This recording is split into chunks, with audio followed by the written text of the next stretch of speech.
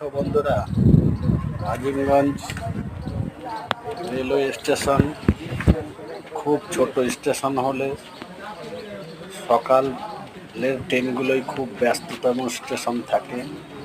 প্রচুর যাত্রী এখান থেকে আসা যাওয়া করে এবং এখান থেকে অনেক দূর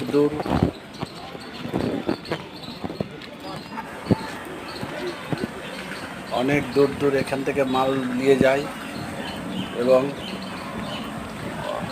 অনেক যাত্রীরা এই এখান মিঠুনের থেকে কাছে আমাদের আজিমগঞ্জ সিটি বাজার থেকে সবজি নিয়ে যায়, তাদের ওখানে নিয়ে গিয়ে সেটা বেচে। এই দেখো ট্রেন যাচ্ছে, যাত্রী কত হকার ওইটুকু স্টেশনের মধ্যে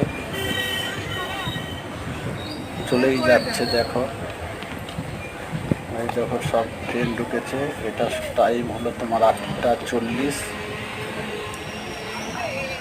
যদি ভিডিও ভালো লেগে থাকে তোমরা লাইক কমেন্ট ও শেয়ার অবশ্যই করো।